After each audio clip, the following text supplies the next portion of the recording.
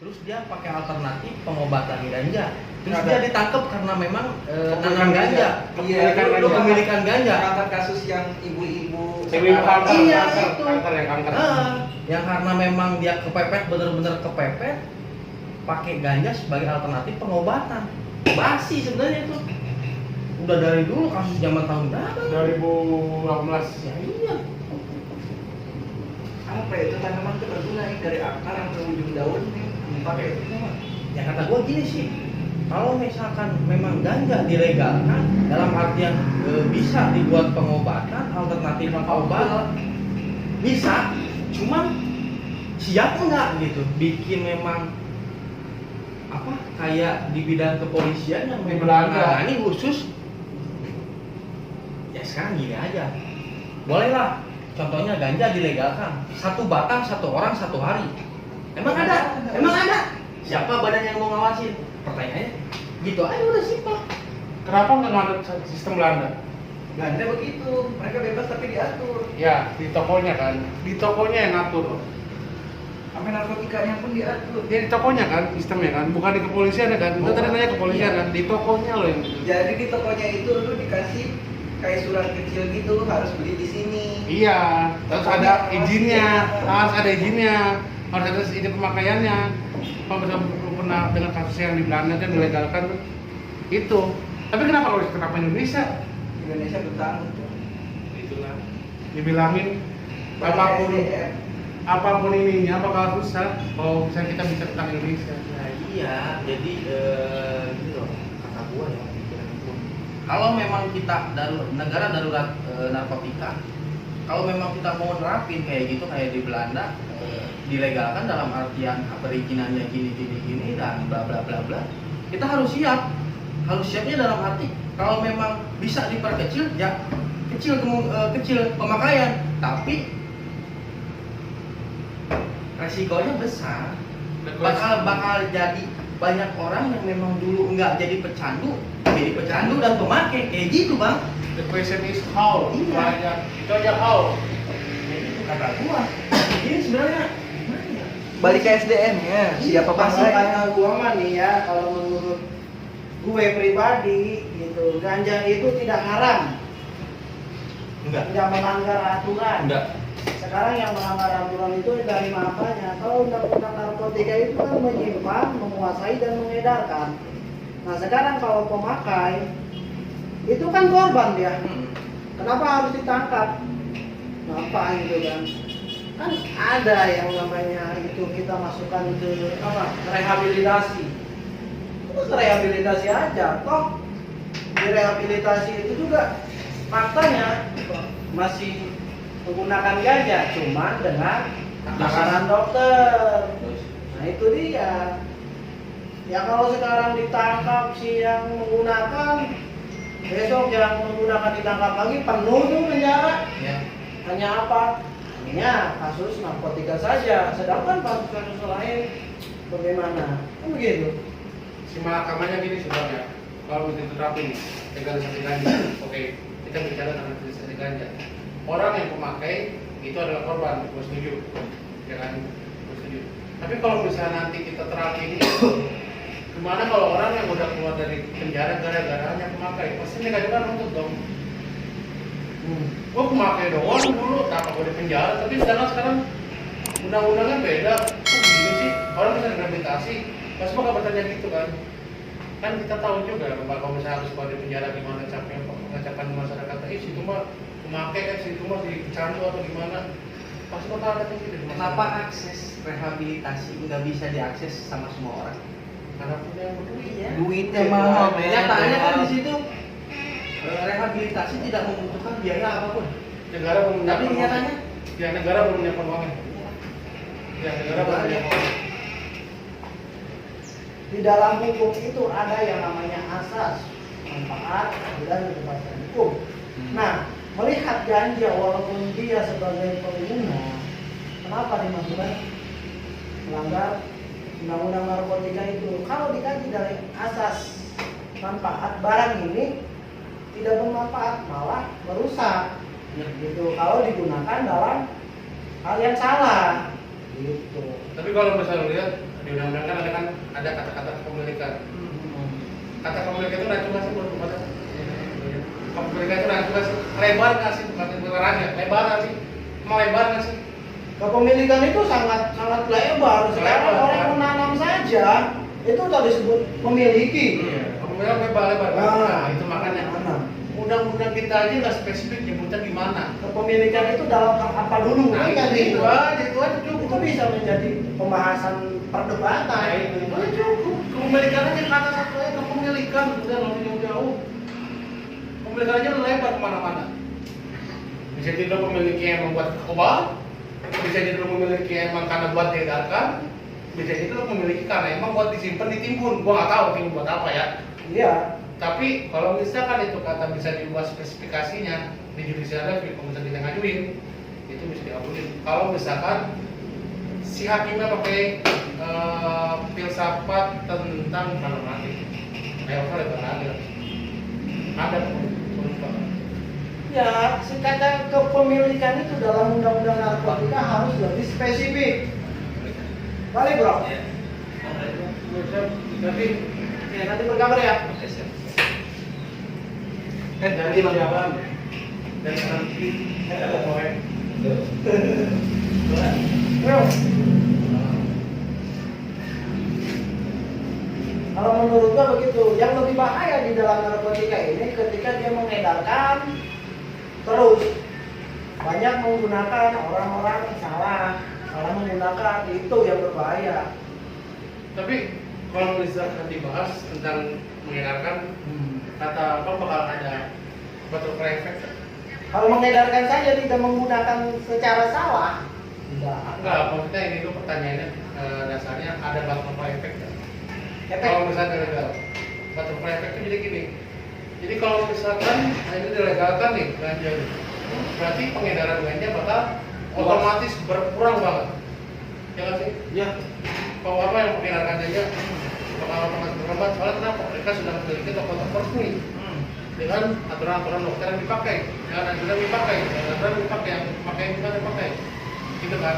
Itu cukup kalau misalnya untuk memberantas daripada sistem pemberantasan narkotika di Indonesia. That's it.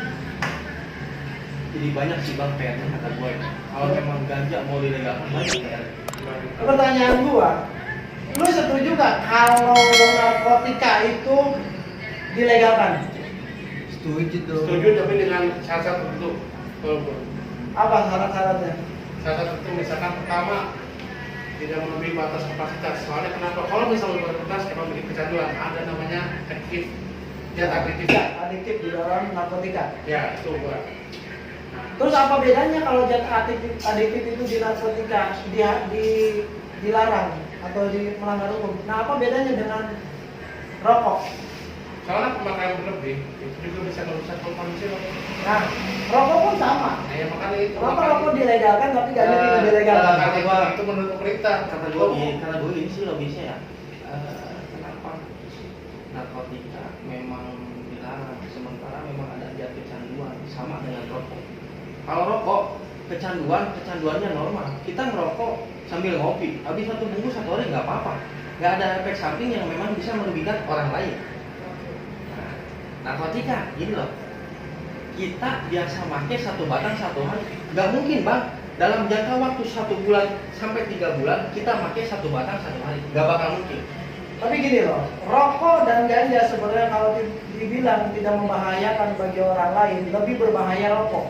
Rokok itu walaupun dia tidak merokok dekat dengan kita dikategorikan rokok pasif malam, Ya. itu yang berbahaya. Ya, yang berbahaya. Sedangkan narkotika itu hanya berbahaya bagi penggunanya saja. Nah kalau di sini kita perbandingkan lebih bahaya apa? Lebih bahaya rokok. Nah ini kan kenapa rokok dilegalkan, sedangkan narkotika tidak. Gimana ya? Itu. Oh, gimana? Udah belum nih? Mau coba lagi nggak? Emang itu nggak rokok? Lagi nggak? Mau balik? Ayo. Kok jadi gini loh bang? Kenapa ganja ya bisa dikategorikan sebagai bisa disamakan sama rata sama rokok? Kata gue bisa. Buat dua nih, saya mau tidur sih. Siap. Kalau memang Ya, kita banyak Jok di minggu depan. orang itu karakternya sama, mentalnya sama. Kalau misal kita merokok nih, merokok satu batang sampai satu bungkus satu hari, orang-orang mentalnya sama bang, jadi normal kata gue, normal. Paling nggak efek sampingnya buat diri sendiri ya bagus, tapi kalau ganja efek sampingnya banyak, tergantung bawaan. Kalau pakai narkotika, bawaannya orang itu emosi dia, emosi terus bang, kata gua. Ini kunci motor siapa yang gua bawa? Ya gua tuh. Ini gua kagak belum tidur nih, gua nggak fokus kan. Gua kunci motornya salah. Oke semuanya. Yuk. Kalau dilihat dari sudut pandang secara ilmiah atau secara kedokteran, memang ganja ataupun rokok itu sama-sama tidak baik untuk kesehatan. Tuh. Cuma yang menjadi pertanyaan gua, kenapa rokok dilegalkan dan ganja tidak? HP gua di bawah. Kalau kategori merugikan, Soalnya kan gua kan. keduanya juga merugikan bagi kesehatan. Itu. Nah, lu setuju tidak rokok dan ganja atau ganja di sini dilegalkan? Setuju. Kenapa lu bisa setuju kalau ganja itu dilegalkan? Setuju dalam artian enggak semuanya gua setuju bang. Dan jadi ada kriteria, ada syarat-syarat tertentu yang memang kata gua ganja layak dilegalkan. Menurut gua ya, satu kegunaannya memang banyak. Ganja di habitat alam, bukan habitat, di alamnya, di alam bebas memang satu dibikin herbal buat pengobatan, kedua dijadikan bumbu masakan. Jadi enggak semata-mata kayak obat-obatan yang memang terlarang, obat-obatan kayak dosis-dosisnya yang tinggi dipakai buat pengobatan 1 butir terus dibuat pemakai 4 butir sampai 10 butir satu hari. Ganja kan memang bisa dijadi bumbu masakan, bisa dipakai katanya sayuran, bisa dipakai bumbu penyedap, bisa dipakai pengobatan. Jadi kegunaannya banyak bang. Satu buat menolong yang memang orang yang tidak punya dan tidak ngerti apa-apa tentang rumah sakit, orang-orang benar-benar pedalaman yang memang dia menanam ganja itu buat pengobatan, real buat pengobatan. Nah kita tuh menolongnya kayak gitu bang. Tapi ada tapinya, sanggup enggak pemerintah mendirikan badan pengawas yang memang khusus buat ganja? Itu soalnya pemikiran gua gini sih, nggak mungkin kalau ganja dilegalkan di Indonesia orang mau pakai ganja 1 batang 1 hari dalam jangka panjang, nggak mungkin. Pasti nambah terus dosisnya sampai ke 3-4 batang yang memang kata pemakai mah ilusinya berbeda. Dari 1 batang ke 3 batang ilusinya berbeda. Dari 1 batang 1 hari ilusinya nyantai, ketawa-ketawa gitu. Lu setujunya bahwa ganja ini dilegalkan dengan anjuran dokter untuk pengobatan, begitu? Salah satunya untuk iya, pengobatan. iya. Oke. Salah satunya. Kalau untuk hal-hal yang lain, apalagi disalahgunakan, Nggak setuju. jelas menentang. Nggak setuju, gitu. iya. Oke, dengan alasan seperti itu. Nah kalau rokok, ini kan tidak ada secara ilmiahnya bahwa rokok ini dapat menyembuhkan suatu penyakit, ya ada. Sedangkan rokok ini dilegalkan. Berarti kalau begitu rokok ini lebih baik tidak dilegalkan dong? Lebih baik Lebih baik tidak dilegalkan. tapi pemerintah sanggup nggak kehilangan sekian triliun pendapatan memang dari barcode rokok? Pajak rokok. Ya gitu aja. Berarti dipindahin dari tadinya pendapatannya dari barcode rokok ke barcode ganja kan? Udah gitu aja. Rokok ke pajak ganja. Iya, pajak rokok ke pajak ganja. Gak apa-apa lah mahal Nggak apa-apa lah. sesuai kok Iya. rasanya. Lagian apa ya, halusinasi ganja mau sebanyak apapun lu nyedot kagak bakal separah nyamuk. Gak pernah tuh gue denger dah ada orang mati gara-gara ganja. Ya, Gara-gara walaupun bagaimana juga ganja, sabu, lah itu masuk dalam kategori narkotika. Barang yang dilarang oleh negara gitu. Tapi konteksnya memang hal itu ada manfaat dan juga berbahaya bagi tubuh sebenarnya. Yang dilihat oleh pemerintah di sini adalah efek sampingnya ketika penyalahgunaan narkotika itu. Makanya narkotika ini dilarang oleh pemerintah. Terus apa bedanya sama alkohol? Dilegalin atau legal? Kalau rokok jelas-jelas, kalau dari segi kesehatan dia tidak ada manfaatnya gitu. Rokok itu tidak ada secara ilmiah dapat menyembuhkan penyakit A, penyakit B, penyakit C. Maka penyakit malah berdatangan karena apa? Karena kita merokok. Kenapa orang-orang ya? Memang sudah dari zaman sejak dulu rokok ini gitu. Bedanya ganja juga sama, tetapi kalau ganja ini lebih kepada efek sampingnya.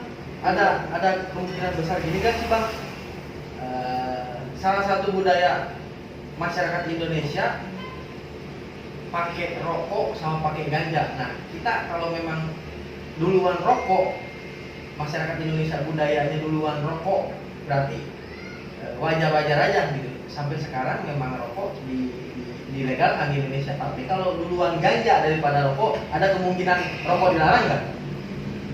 Kalau rokok ini kan sejak zaman dulu juga kita udah merokok ya bangsa ini. Iya. Ya sekarang aja rokoknya udah bermerek-merek gitu kan. Dulu mah yang namanya rokok ya hasil dari tembakau itu, entah dari apa, dari papir atau apapun itu. Nah kalau ganja itu kan di kita lebih kepada suatu daerah di sana yang lebih banyak untuk menanam ganja. Mungkin di daerah tersebut itu ganja dipakai untuk keperluan sehari-hari gitu. Ya dulu. Bukan dalam artian untuk menyalahgunakan gitu. Kita nggak tahu kan kultur di daerah itu. Ya itulah makanya. Tetapi sekarang ganja itu lebih kepada penyalahgunaannya. Untuk apa? Untuk ngeplay lah, untuk apa gitu, untuk penenang segala macamnya gitu. Memang dalam beberapa penenang Tapi ada kemungkinan. Ada kemungkinan kalau lebih dulu orang Indonesia make ganja dibanding rokok, ada kemungkinan kebalik gak? Rokok dilegalkan, tapi ganja dilegalkan. Kemungkinan kalau tidak salah menggunakannya, ganja ya bisa dilegalkan. Kemungkinan legal kan? Karena gini, ganja itu dilarang karena penyalahgunaannya, lebih kepada penyalahgunaan. Iya. Nah akhirnya apa? Efek samping bagi orang yang menyalahgunakan itu ya bisa merusak bagi kesehatan. Nah ini bangsa ini tidak mau bahwa generasi-generasinya itu dirusak oleh narkotika, apapun itu jenisnya. Ya, makanya itu sangat dilarang. Kagak jelas sih, mabuk boleh, ganja kagak boleh. Hah? Mabuk boleh, nggak ganja kagak boleh. Padahal kalau kita lihat bandingkan dengan minuman beralkohol pun sama. Itu tidak baik dengan kesehatan, tidak ada manfaatnya sebenarnya. Kalau kunci lihat bawah. berlebihan. Wah, sudah. Bercabut. Ya udah, cabut. Memori pinu.